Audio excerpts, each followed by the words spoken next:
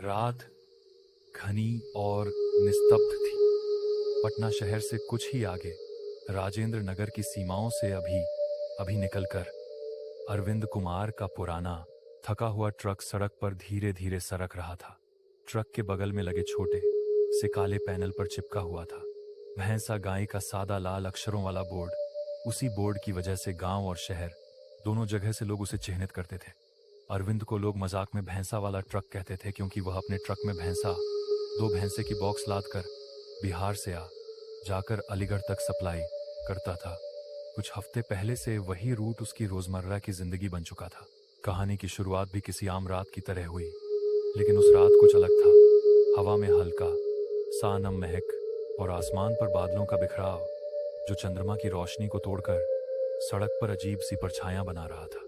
Arvind driver की seat पर बैठा था, हाथ स्टीयरिंग पर, आंखें हाफे खुली, सोच भरे और आवाज कम। साथ में खपा हुआ उसका साथी खलासी पंकज, जिसके चेहरे पर मेहनत की लकीरें गहरी थी और जो आवाज में हमेशा थोड़ी सी फुसफुसाहट लिए रहता था। ट्रक के ऊपर खलासी के पास दो लोग सवार थे, राघव और मुन्ना।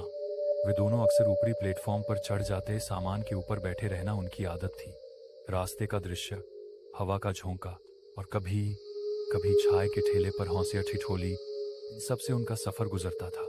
इस बार भी दोनों ऊपर बैठे थे, भैंसों की तरफ झांकते हुए। उनके माथे पर हल्की सी मिट्टी की परत और आंखों में थकान की निशानियां। भैया, आज रास्ता खराब लग रहा है, पंकज ने धीरे से कहा। उसकी आवाज में कुछ बेचैनी थी। अरविंद ने कंधा हिलाया। ठीक है, धीरे चलेंगे। रेशमी देश तक न पहुंच पाए तो क्या हुआ? उसकी आवाज में भी एक तरह की बेचैनी थी, मगर चेहरे पर अनदेखी सी मुस्कुराहट थी। वह अपनी तकदीर को समझ चुका था। ट्रक चलता, पैसा आता, घर चलता। यह रूट राजेंद्र नगर से अलीगढ़ बड़ी बार कठिनाइयों से भरा था। सड़क के किनारे सुनसान जगहें थीं, छोटे छोटे ढाबे जहां ज्यादातर सड़क पर थके हुए ड्रम और ट्रक रुकते थे। और इस रात जैसे जैसे ट्रक हाईवे पर आगे बढ़ता गया, वातावरण गहरा और अधिक सुनसान होता गया। रेडियो से धीरे धीरे कोई पुराने गाने की तीखी धुन निकली थी, पर थोड़ी देर में वह भी टूट गई। सिग्नल नहीं था।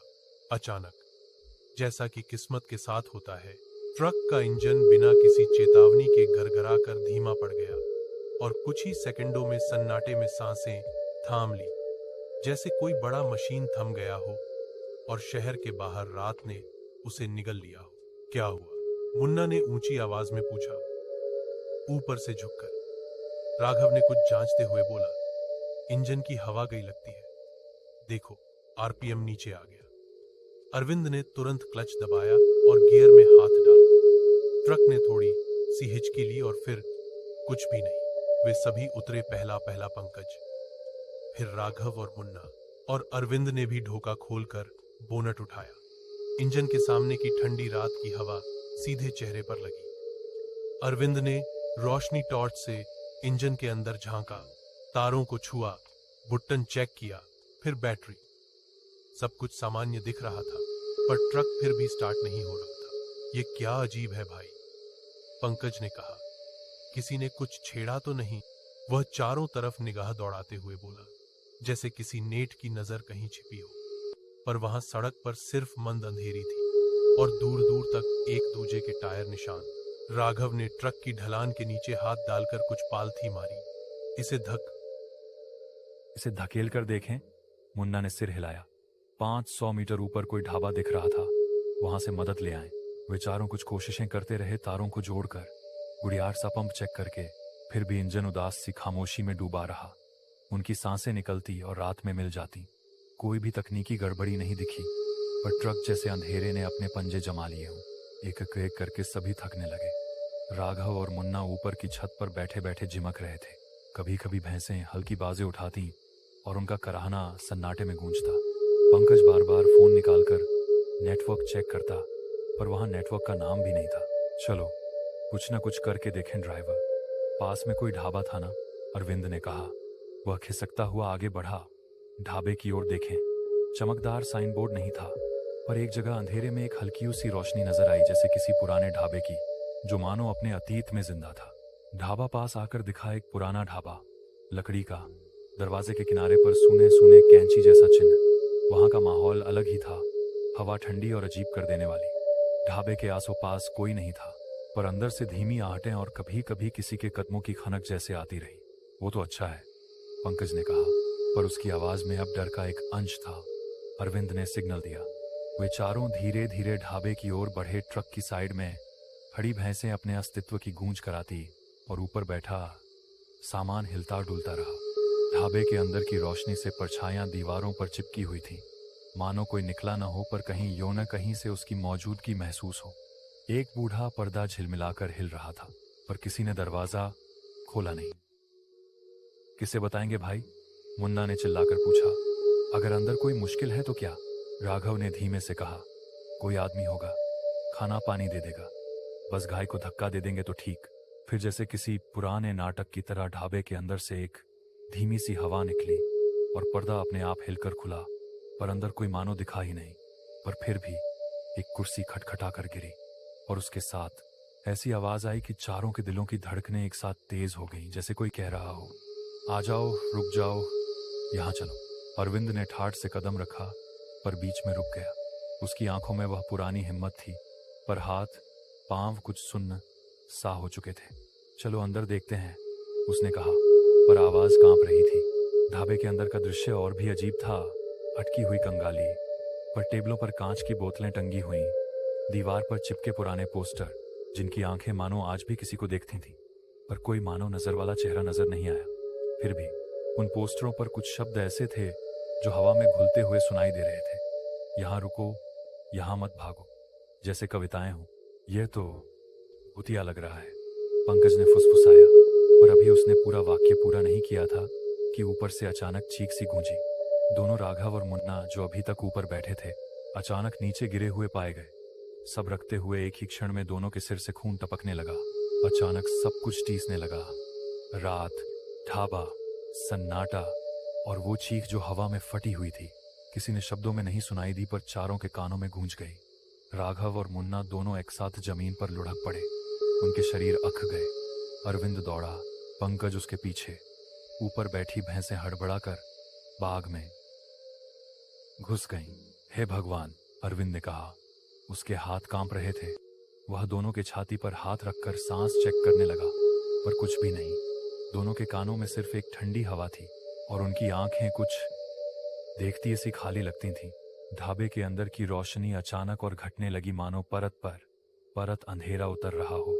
और तब एक और अजीब बात हुई। जिन आंखों से अभी अभी राघव और मुन्ना ने दुनिया देखी थी, उन आंखों से एक धुंध सी उठती हुई चली गई और फिर वे दोनों उस ढाबे के अंदर के सन्नाटे में आत्मासी बने पड़े रहे। पंकज चिल्लाया, कुछ समझ में नहीं आ रहा, चलो उन्हें अस्पताल लेकर चलते हैं। पर उनके पास न तो फोन नेटवर्क, न नजदीकी गांव का कोई चिन्ह, और ट्रक तो खा हुआ था, जैसे किसी ने उसे जकड़ लिया हो।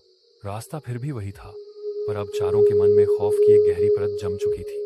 रात कपड़े की तरह उनकी पीठ पर चढ़ गई थी।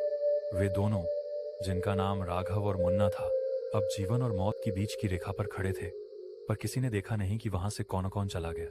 चारों लोग भागते हुए ट्रक की ओर लौटे, पर रास्ता अचानक फैलकर ज्यादा लंबा लग रहा था।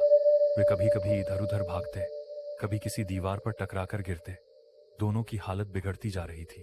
अरविंद की आंखों के आगे अंधेरा कभी कभी चमकता था और ढाबे के अंदर से आवाजें ऐसे निकलती जैसे कोई पुरानी मुहिम उन्हें पकड़कर ले जा रही हो।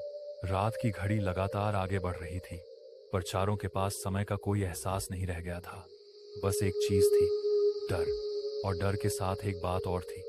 देखो, चारों की कोशिशों के बावजूद वे ट्रक को स्टार्ट नहीं कर पाए, और फिर सबने एक साथ देखा जैसे किसी ने पर्दे से झटका दे दिया। ढाबे के दरवाजे से एक अजीब सी हल्की रोशनी आई, जो बिल्कुल हटकर लग रही थी, तेज नहीं मगर चुभती हुई। पंकज ने कहा, वो रोशनी मंदिर की तरह लग रही है। अरविंद ने सिर हिलाया, हाँ, पर यहाँ तो कोई मंदिर नहीं दिखता। पर कुछ मिनट बाद जैसे अंधेरा थोड़ा सा पिघलने लगा, एक और रोशनी दूरपन में नजर आई। एक छोटा सा हनुमान जी का मंदिर जो सड़क से ठीक दिख रहा था। उसका लाला पीला झंडा और मंदिर का ढांचा जैसे रात की चादर में एक उम्मीद की किरण छो रहा हो। घड़ी की सुइयों ने 3:20 सुबह का समय बताया और उस समय चारों ने वही छोटी सी रोशनी देखी। अरविंद ने दर्द से बोला, चलो वहां चलते हैं, कोई प्रार्थना कर लेंगे, कुछ मदद मिल जाएगी। पंकज ने मन महसूस कर सिर हिलाया। वे चारों, जिनके दिल पर मौत की छाया थी और जिनके कदम थक चुके थे, उसी तरफ बढ़े। वो मंदिर दूर से ही सुकून देने वाला लग रहा था, पर उसकी ओर बढ़ते बढ़ते अरविंद ने पीछे मुड़कर देखा। ट्रक के पास भैंसों की एकाएक खामोशी और ऊपर वाले रेलिंग पर कुछ अद्भुत सा था, मानो उस रात का कोई अंश वहीं रह गया हो। अरविंद ने अपने हाथ से चेहरे को थपथपाया और कहा, भैंसों की देखभाल, पर कौन देखेगा हम। उसका वाक्य बीच ही छूट गया, क्योंकि वह भी जान गया कि कुछ तो होता हुआ है, पर उसे समझ नहीं आ रहा था कि क्या। वे चारों मंदिर की ओर दौड़े। मंदिर की सीढ़ियां ठंडी थी और वहां पहुंचना किसी तरह की राहत जैसा लगा, पर मंदिर के अंदर की खुशबू, राख की तीखापन और हनुमान जी की मूर्ति की आंखें कुछ कहती सी थी, जैसे वे कुछ देख रही हों जिसे केवल वे देख सकती थी। अरविंद ने माथा झुकाया और उसके हाथ कांप रहे थे। पंकज ने भी पीछे खड़े होकर आंखें मूंद लीं। टू वी कंटिन्यू दूसरा भाग।